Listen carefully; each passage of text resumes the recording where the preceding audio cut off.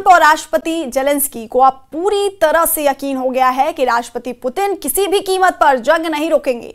रूस ने पिछले 24 घंटे में पूर्वी यूक्रेन के लगभग 200 किलोमीटर नए इलाके पर कब्जा करने का दावा किया है। वॉर एक्सपर्ट्स का मानना है कि पुतिन जब तक अपने टारगेट यूक्रेन में पूरा नहीं कर लेंगे तब तक रूस जंग नहीं रोकेगा।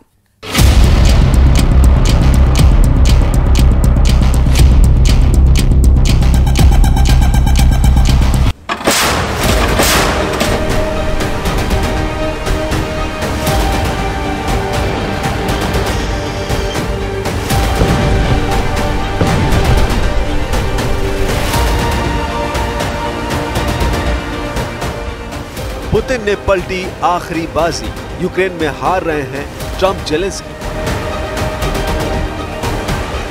रूस यूक्रेन जंग को 1229 दिन हो चुके हैं। 40 महीने से ज्यादा की जंग में अब युद्ध उस दौर में पहुंच चुका है जहां या तो जेलेंस्की का यूक्रेन पूरी तरह से बर्बाद हो जाएगा या फिर यूक्रेन को बचाने के चक्कर में अमेरिका और नेटो को रूस से परमाणु जंग करनी पड़ सकती है। पिछले 100 घंटे में ही पुतिन के रूस ने यूक्रेन के पूर्वी, उत्तरी और दक्षिणी इलाकों पर भयंकर हवाई हमले किए। एक रिपोर्ट के मुताबिक जून महीने में ही रूस ने यूक्रेन पर 330 मिसाइलों से हमला किया है, जिसमें 80 बैलिस्टिक मिसाइलें थी। हैरानी की बात तो यह है कि यूक्रेन की राजधानी कीव पर रूस ने ताबड़तोड़ हमले शुरू कर दिए हैं। खबरों में दावा किया गया है कि पुतिन ने 60 मिनट तक ट्रंप से 3 दिन पहले बात की थी, जिसके बाद से रूस के यूक्रेन पर हमले 5 गुना तेज हो चुके हैं। अभी ये नहीं पता चला है कि ट्रंप ने पुतिन से आखिर ऐसा क्या कह दिया कि रूस ने यूक्रेन पर हमले बेइंतहा बढ़ा दिए। ताजा खबर के मुताबिक यूक्रेन बड़ी मुश्किल से रूस के हमलों पर पलटवार कर पा रहा है, जबकि अमेरिका और नेटो की तरफ से मिलने वाले हथियारों में काफी देरी होती जा रही है। हम आपको दिखा रहे हैं कि हारते, हाफते और लड़खड़ाते यूक्रेन को कैसे रूस के पैरों तले रौंदा जा रहा है।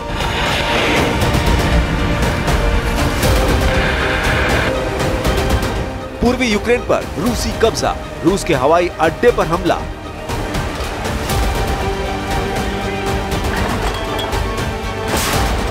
राष्ट्रपति जेलेंस्की का यूक्रेन इस वक्त अपने वजूद की जंग कर रहा है। यूक्रेन के 4 प्रांत लुहांस्क, डोनेस्क, खेरसोन, ज़पोरिजिया पर रूस लगभग कब्जा कर चुका है। इधर यूक्रेनी सेना पिछले 7 दिनों से कम 155 मोर्चों पर रूसी सेना के हमलों का सामना कर रही है, लेकिन हथियारों की भारी कमी से यूक्रेनी सेना टिक नहीं पा रही है। जो खबरें सामने आ रही हैं, उसके मुताबिक रूस इस वक्त सुमे इलाके पर काफी बड़ी बढ़त बना चुका है, लेकिन यूक्रेनी सेना भी रूस में घुसकर हमले करने में जुटी है। यूक्रेनी सेना का सबसे बड़ा ताजा दावा है कि उसने रूस के एक एयरबेस पर हवाई हमला किया है, जिससे रूस को काफी नुकसान हुआ है।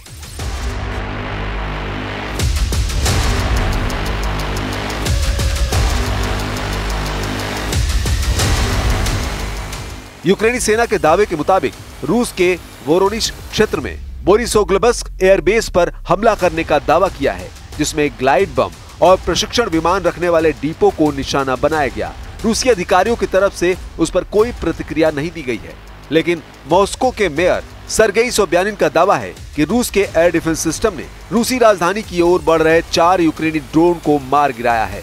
रूस के रक्षा मंत्रालय का तो यहाँ तक दावा है कि उसके एयर डिफेंस ने 5 घंटे से कुछ अधिक समय में 48 यूक्रेनी ड्रोन को मार गिराया है। इससे पहले रूसी सेना ने दावा किया था कि रात भर में रूस ने 94 यूक्रेनी ड्रोन तबाह किए हैं। उधर यूक्रेन का दावा है कि रूस ने 332 नकली हमलावर ड्रोन से हमला किया था, जिसमें से 157 ड्रोन मार गिराए हैं। यूक्रेनी सैन्य ब्लॉग डीप स्टेट ने टेलीग्राम पर रिपोर्ट दी कि रूसी सेना ने डिनिप्रोपेट्रोव्स्क और डोनेस्क इलाके के बीच जेलेनिकुट और नोवोक्रेन्का बस्तियों पर कब्जा कर लिया है। यूक्रेन के शीर्ष सैन्य कमांडर ओलेक्जेंडर सिर्स्की ने कहा है कि उत्तर पूर्वी यूक्रेन के खार्किव क्षेत्र पर रूस नए हमले की तैयारी कर रहा है। नए रूसी आक्रमण की चेतावनी दी गई है। कीव इंडिपेंडेंट ने एक अज्ञात खुफिया स्रोत का हवाला देते हुए बताया कि विस्फोटकों ने एक गैस पाइपलाइन को क्षतिग्रस्त कर दिया और एक पानी की पाइपलाइन को नष्ट कर दिया, जो रूस के व्लादिवोस्तोक में सैन्य सुविधाओं की आपूर्ति करती थी।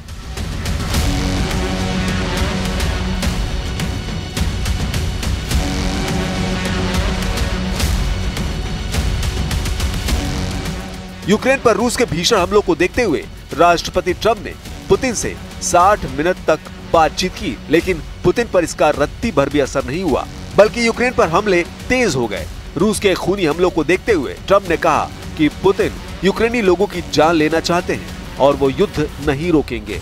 ट्रंप के इस बयान पर रूस ने भी पलटवार शुरू कर दिया है। Yeah, we had a good call. We talked about different things, and we had a very good call. I think a very strategic call. Are there plans to partner with Ukraine on munitions? Well, we've been helping them, and we'll continue to help them. It's a pretty tough situation. We'll see what happens.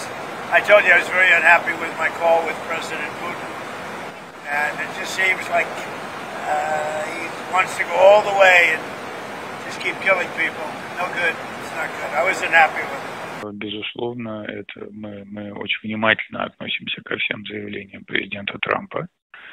В ходе разговора президент Путин повторил, что мы заинтересованы в том, чтобы достичь наших целей в ходе специальных военных операций, и предпочтительно сделать это политико-дипломатическими средствами.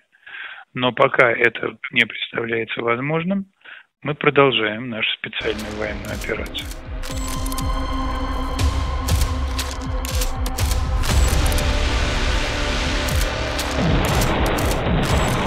राष्ट्रपति Putin जैसे सख्त जुनूनी नेता ने Ukraine में अब तक 4 प्रांतों पर अपना कंट्रोल कर लिया है, जबकि एक प्रांत पर कंट्रोल करने के करीब है। ताजा आंकड़ों के मुताबिक रूसी सेना 27% इलाके यूक्रेन का जीत चुकी है, जिसमें यूक्रेन का वो इलाका भी है जिसे यूक्रेन का सफेद सोना कहा जाता है। ताजा जानकारी के मुताबिक इस वक्त रूस की इस्कंदर M मिसाइलों ने यूक्रेन के चीथड़े उड़ाकर रख दिए हैं, जबकि राष्ट्रपति जेलेंस्की रूस से आखिरी जंग करने के लिए नेटो देशों से आखिरी जोर लगाने की गुहार लगा चुके हैं। रूस में एक सर्वे हुआ है जो मॉस्को स्थित स्वतंत्र शोध संस्थान लेवाडा केंद्र ने किया है। इस सर्वे में 1613 रूसी नागरिकों से बातचीत की गई थी। उनके मुताबिक यूक्रेन के अलावा रूस के कट्टर दुश्मन अमेरिका, ब्रिटेन और जर्मनी है। इस सर्वे में 55% रूसियों ने जर्मनी को सबसे बड़ा दुश्मन बताया, जबकि ब्रिटेन को 49 रूसियों ने अपना दुश्मन बताया है। वहीं यूक्रेन को 43% रूसियों ने दुश्मन बताया है। वहीं अमेरिका को 40% रूसियों ने अपना दुश्मन बताया है। इस सर्वे में रूस का नंबर 1 दुश्मन जर्मनी माना गया है, जिससे सबसे ज्यादा रूस परेशान है, जबकि दूसरे नंबर पर रूस का दुश्मन ब्रिटेन को माना गया है। तीसरे नंबर पर यूक्रेन को दुश्मन माना गया है, जिससे जंग चल रही है, जबकि यूक्रेन का जंग में शुरू से साथ देने वाले अमेरिका को दुश्मन नंबर 4 माना गया है। जर्मनी को रूस का दुश्मन नंबर 1 मानने के पीछे कई कारण हैं। यूक्रेन युद्ध के दौरान जर्मनी ने पश्चिमी देशों की अपेक्षा ज्यादा सक्रिय भूमिका निभाई। उसने न सिर्फ यूक्रेन को उन्नत हथियार और सैन्य प्रशिक्षण मुहैया कराया, बल्कि रूस के खिलाफ आर्थिक प्रतिबंधों में भी सबसे अग्रिम भूमिका निभाई। जर्मनी ने अपने पारंपरिक शांति नीति के दायरे से बाहर जाकर यूक्रेन को टैंक, एयर डिफेंस सिस्टम और आर्टिलरी सिस्टम तक पहुंचाई है। यही नहीं, नॉर्ड स्ट्रीम गैस पाइपलाइन में विस्फोट के बाद भी जर्मनी ने जिस तरह का स्टैंड अपनाया, उसे रूसियों ने विश्वासघात के रूप में लिया है। इसलिए रूस की नजर में इस वक्त रूस का दुश्मन नंबर 1 जर्मनी है।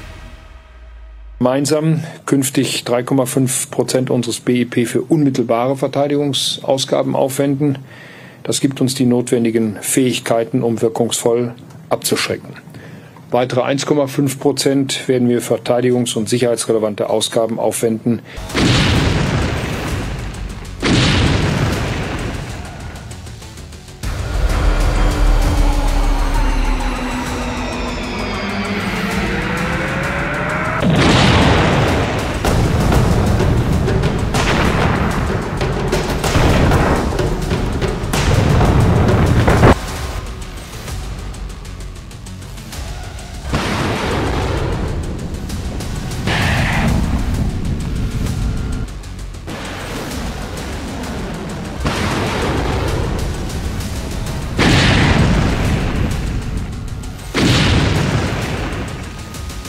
चौबीस फरवरी 2022 से अब तक रूस यूक्रेन के 1,61,000 वर्ग किलोमीटर इलाके पर कब्जा कर चुका है। ये यूक्रेन की कुल जमीन का लगभग 27% है।